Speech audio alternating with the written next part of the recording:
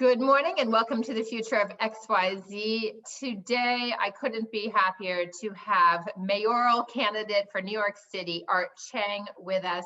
We will be talking about the future of campaign finance, something Art knows a lot about. Art, welcome to Future of XYZ. Thank you so much for having me, Lisa. Absolutely.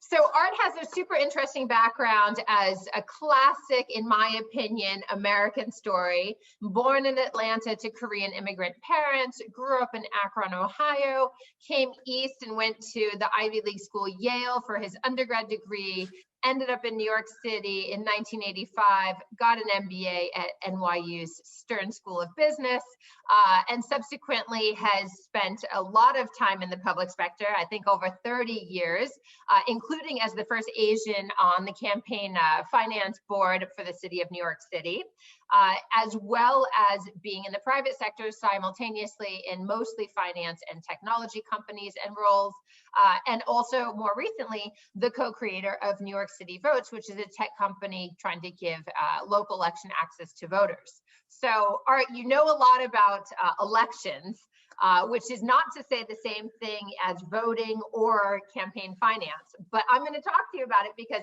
obviously, you know, you are running a campaign and you are a finance expert, so it seems logical that we should talk about campaign finance. Yeah, well, thanks so much. I think, one thing, I think you raised a really good point. People often get very confused about campaign finance versus elections because they're obviously connected, right? You raise money so that you can make a pitch to folks so that you can get elected theoretically. But the people who run elections are very, very different. And so the levers on each side are interesting. So right now, there's actually a huge debate on the election side as Republican states like Georgia and Iowa and others are really trying to make it increasingly difficult for people to get access to vote. And that's what the elections systems are all about. And in New York State, we have our own issues, which I'm happy to talk about as well. On campaign finance, it's about the whole process of raising money to support a candidate's campaign. And it's lightly regulated at the federal level. And then each state has their different set of regulations regarding how much money you can raise, whether the state provides any matching funds, and then how much money you can spend. And then to make things even more complicated, there are certain cities like New York City that have their own campaign finance system that operates with even a different set of rules within the state systems. It's super interesting. Sorry, of course, because it's COVID, I have a dog barking in the background. But I will say that what I find really interesting about the layers, the kind of layer cake that you're talking about is who ultimately has power in these elections. And one of the things that personally campaign finance for me is, and the reform is at the foundation of our democracy, because what I'm observing, and I may be totally wrong, so please, you know, check me if I am, but we've seen $14.4 billion spent in the 2020 election cycle. And that 2020 election cycle became absolutely, I think it was like 60% of what had been spent previously. Like it is far more than double what the next highest was. And a lot of that, obviously about 6 billion of that went to the presidential election. But the balance of it, almost $9 billion went to congressional campaigns. And those, to your point, are being regulated both lightly federally, municipality, but also really at the state level. So that's where it really matters. And then you have these other initiatives like you're talking about in certain, you know, states where there's real voter suppression happening. And then you ask, what's the role of money in all of this? I think is the question that gets to me when I look at these kinds of numbers. Yeah, absolutely. I mean, you know, New York City is a great example of what many people call a model campaign finance jurisdiction, in that, you know, New York City's whole system is based on trying to align democracy, which is, you know, choosing candidates, with the campaign finance system. So there are a number of things. Like, so I'll just to tell you about New York City, which is really cool. So the first thing is to really give people a voice in their government. And so when you are making a small dollar contribution, if you're an individual, and you're a school teacher, or you drive a mail truck, or do you have an equal voice to somebody who has a lot of money, who may be a billionaire? And, until the city's campaign finance system came into place, it was so disproportionately different that really the small donors really had almost no voice, and they felt like they had no voice. Right. The second thing is that it made it also very difficult for candidates to run, because if you were a candidate who was not part of the machine, getting the money to run a campaign was extraordinarily difficult. Yeah. And then the third thing, because of this, is that the information that went out to voters to inform them and encourage them to vote was also very, very uneven. And so the city's campaign finance system really changed that by saying, well, we actually believe and that giving small donors the ability to have more effect by giving them a matching contribution program helps to level the playing field. The second thing is enabling more candidates to run for office, because this matching funds program levels the playing field, is also a good thing for democracy. And the third is that we know that actually when people contribute money, they're actually feeling like they invest in a campaign. And people who actually invest in campaigns are more likely to vote. Yes. Not necessarily for the candidate they're contributing to, but they are more likely to go out and vote. Which makes absolute sense. And I think we've seen a huge uptick over the years as corporate donations have gone down. Not to say that there's not a lot of business money in campaigns, but we've seen this uptick in $200 and less donations, and we've had certain, candidates, even like the Elizabeth Warrens of the world in Massachusetts, who have completely eschewed, the bigger money and been able to run a campaign. Whether we call it effective or not is a different story. But I think you're right that the small donor has a role. And what we're seeing, of course, is that continuing to grow. I think percentage wise, between 2016 and 2020, it was nearly, 50% higher, while the corporate donations went down.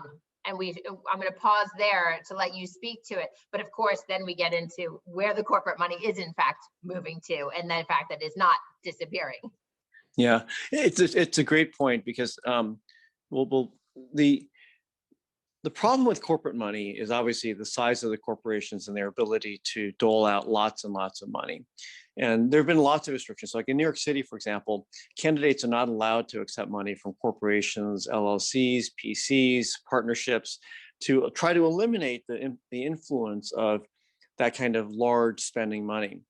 New York State doesn't have those same restrictions. And further, there's something called dark money, where there are special purpose entities that are created to be able to give contributions from those entities, but you actually may not know who's behind those entities, who actually owns them.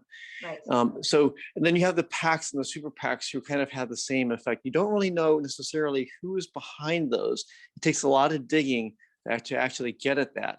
And so these outside, so what's happened is that as we've kind of gotten more regulation and more transparency around corporations and partnerships and things like that, and then obviously, very wealthy, creative people have started thinking about how they disguise their contributions and ultimately hide their effect that they have on campaigns. Well, it's fascinating. I mean, there are two things that spring to my mind. As I say, I call it pay to play, right? I mean, and I've been talking about this. I mean, my grandfather a million years ago, in my late teens, said, "You're far too young to be so cynical." But I said, if you have pay to play, what distinguishes us as a democracy from the only other countries that have any kind of a similar situation where, the second that you're elected, you're already campaigning again and fundraising. Even after Donald Trump lost the last election, he still continued to fundraise, which will have an outsized impact on the way that the GOP goes forward. And back then it was like Nigeria, Russia, Brazil. These countries that we don't consider to be democracies, we consider them to be autocracies, and they are the only ones that have anything even similar to our systems. And then in 2010, the second thing that comes to mind is obviously Citizens United, which was this U.S. Supreme Court decision that allowed for this, excuse me, but dark money really to blossom and flourish without limitations, without transparency on where it was coming from.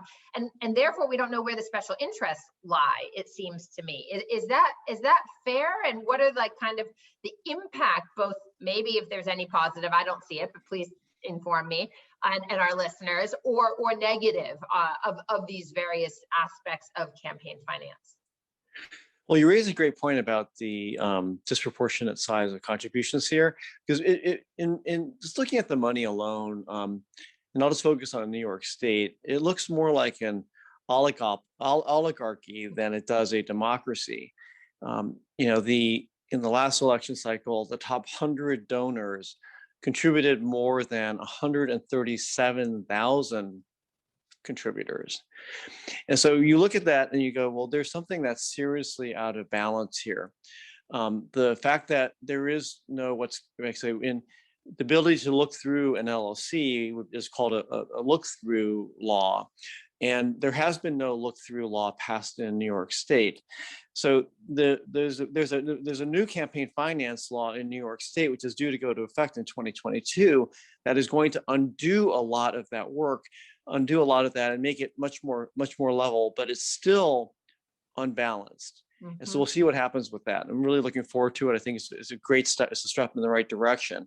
Now on the Citizens United, in case people don't know, the essence of the lawsuit, which is in the Supreme Court, was that corporations are defined as people. And so as persons, they should be able to exercise their free speech. Right. Their political free speech. First Amendment rights. That's right. And that free speech happens to be defined by how much money they spend. So Citizens United essentially unleashed the ability of corporations and PACs and other private bodies, folks who have a lot of money, to be able to independently make their own political speech known to the public. The only caveat is that they're not allowed to coordinate with the candidate. So they're not allowed to synchronize the messaging and all that stuff. And so it has to be so-called independent, which again raises lots of questions about, what does it mean to be really independent when these folks are really rubbing shoulders in the same social circles? Absolutely. I mean, I think that independence, and especially when you look at a lot of political appointed positions in this country, especially at a federal level, but I'm sure also at a municipal /city and state level, are the appointees come out of that donor pool, right? Or That's the right. friends of the donor pool. So in fact, you're paying for positions that then not only get you and beget you more privilege and power and money and financing later, but it really becomes a vicious cycle of an inner circle that is controlling our democracy. And you said it earlier, which is, the smaller donations, you get involved in a campaign, but your impact may not be felt in the same manner, especially when I know you just gave an astounding number in New York State. I know at the federal level in that 14.4 billion, it's unbelievable. I think 9% of it, the entire amount was given by the top 100 donors. I mean, these are unbelievable numbers. And you think about what they then are asking for. And does that represent my interests or those of, the 329 million other Americans? I think that's a question worth asking. Yeah, and it goes to both sides of it too. It's not just the fundraising, but it's also the spending itself. And I think the Amy McGrath race in Kentucky was a great example, right? Where it was so clear from the polling that she had no chance to win, but they ended up spending, I can't remember, what was it, $22 million or some ridiculous amount of money. And you look at the people who are actually participating in this, both Democrats and Republicans.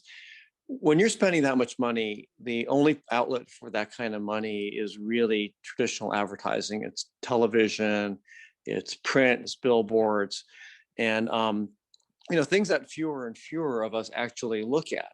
Right. And the way that the consultants who place this media get paid is as a percentage of those placements. Just like a classic agency. That's right. And so you wonder, about, whether the contributors know going in that they're essentially feeding a machine that is benefiting consultants, or whether they really are putting money in with the anticipation that it is going to reach voters and make a difference.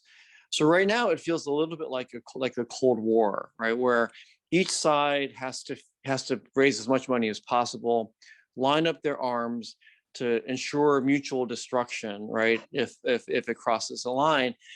But then we go, well, how do we actually get to some kind of, détente, in this kind of arms race for campaign finance? And I think that's a great way to bring it to your run for New York City mayor. I mean, I think when we were chatting earlier, I said, so how many are now in the race as a New York City, citizen right now? And I think you said there are over 40 people. That's right.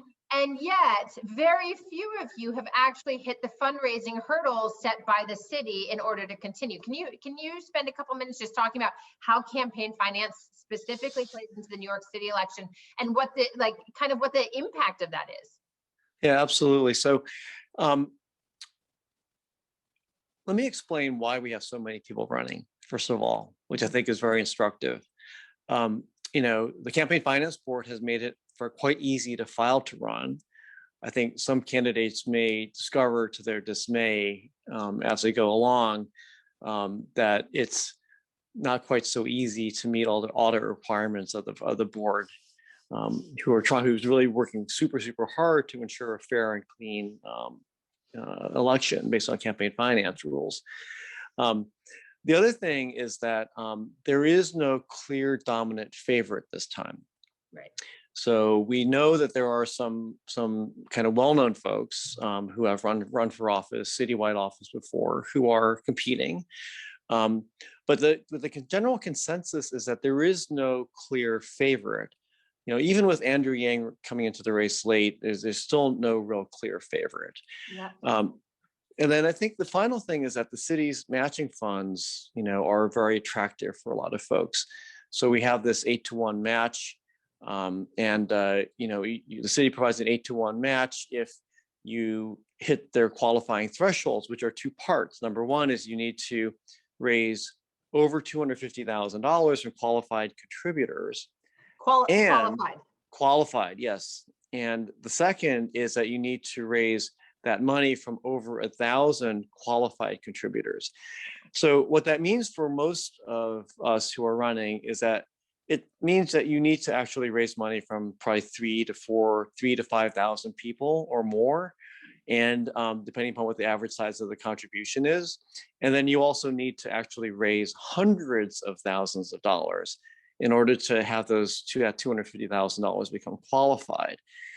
So even some of the well-known candidates haven't yet met that threshold. I anticipate that they will on the January 12th filing, but it's still pretty late in the race not to have gotten there.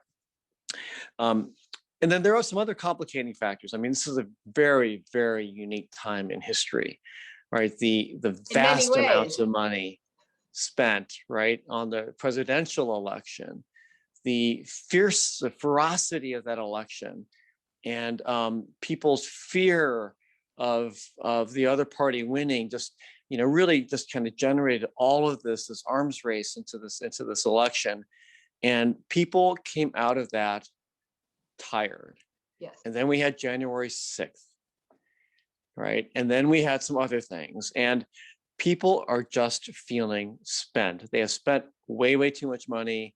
They're emotionally drained. They're gearing up for this one. So on the one hand, we have a lot of attention being paid to New York, because New York is really in a very difficult situation. It really isn't working for anybody. But on the other hand, people are feeling very, very tapped out. So we'll see how much money gets raised. It's a super interesting question, and it's also interesting in New York whether the largest amount of funds raised actually wins. Right. Because the data that we have from the Campaign Finance Board is that's not assured. We know that more fundraising means more voting, but we don't know how the impact of all of this money. And then just on the money front, I do want to just talk about the independent expenditures, because in the city, it is regulated in a very different way. Obviously, because of Citizens United, we can't regulate, the fact that independent expenditures occur. That is assuming that they are, uncoordinated with the campaigns. But our data also shows that prior to this election, independent expenditures have had de minimis impact on who wins. So we have a number of organizations, number of groups who are gearing up to actually spend independent money, significant amounts of independent money. We know that there is independent money spent on some of the special elections which recently occurred, and that actually helped the winner win and defeat someone who was a well-liked contender. But we haven't seen what this means in a citywide election, so that will be super, super interesting. The city requires, Campaign Finance Board requires a look-through requirement for independent spenders. So who's behind it, how much they're spending, and the same thing goes for PACs as well. Interesting. So the city actually is putting some controls and regulations on this in that qualified way, and so we'll have potentially a different impact than it has at a federal or at the state level. That's right. So I'm just cognizant of time, and I'm also cognizant to listeners, like this is a topic that probably should have been broken into 3 parts, because it's certainly not a 20-minute conversation to get educated and everything, but I think this is a great starting point. Your personal philosophy, as you say it, Art, from the very beginning through to now your candidacy for New York City Mayor, is that government should work, and it should work equally for everyone. Is that fair? That's right. That's right. So I want to close out with, like, what is your vision for the future of campaign finance, and what can people who are listening do here to help support that vision as we think about the future of campaign finance specifically?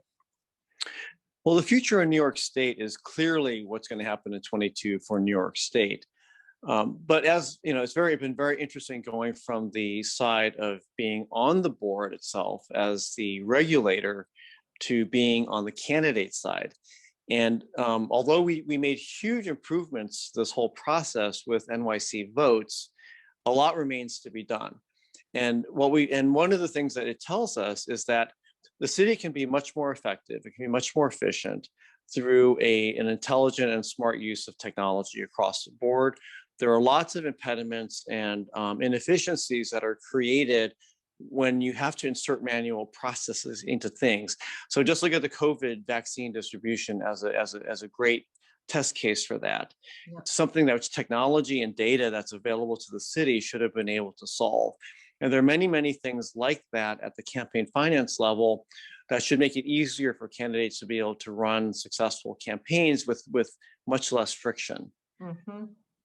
That makes a lot of sense. And so what can people who are listening, who may or may not be in New York City, most likely most of them are not, what can they do to support this vision of government working better equally for everyone as concerns, campaign finance and donations, really?